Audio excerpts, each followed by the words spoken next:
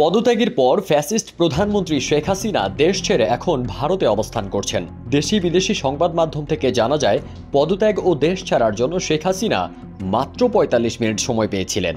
পদত্যাগ করে ছোট বোন শেখ রেহানাকে সঙ্গে নিয়ে হেলিকপ্টার যোগে তিনি ভারতে পালিয়ে যান।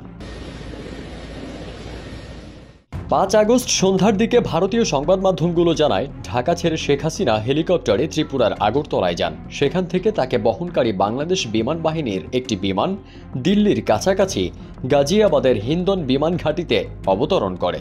তবে শেখ হাসিনা ও শেখ রেহানার চূড়ান্ত গন্তব্য ভারত নয়। ৬ আগস্ট সকালে ভারতীয় সংবাদ মাধ্যম ANI এর এক প্রতিবেদনে জানানো হয়, শেখ হাসিনাকে বহনকারী বাংলাদেশ বিমান বাহিনীর C-130J বিমানটি আবারও উড্ডয়ন করেছে। পরে ANI জানায়, ওই বিমানে শেখ হাসিনা ছিলেন না। তাহলে ভারত ছাড়লে কোথায় যাবেন সদ্য পালিয়ে যাওয়া বাংলাদেশি প্রধানমন্ত্রী? এ বিষয়ে ভারত সরকার এখনও পুরোপুরি নীরব।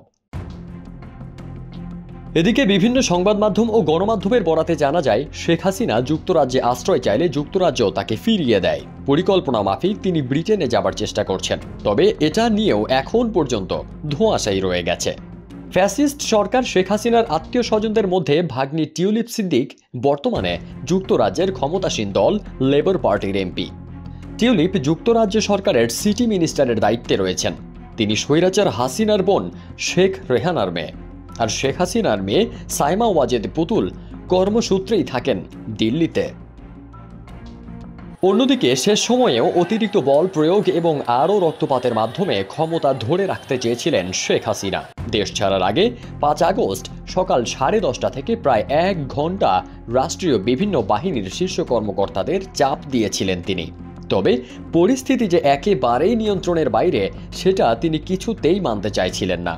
পরে পরিবারের সদস্যরা সহ বোঝানোর পর তিনি পদত্যাগে রাজি হন। এরপর মাত্র ৪৫ মিনিটের মধ্যে পদত্যাগ করে সামরিক হেলিকপ্টার যোগে বোনকে নিয়ে পালিয়ে যান ছাত্র জনতার বুকে গুলি চালানো শেখ হাসিনা। ফারদিন সানি, দেশ রূপান্তর।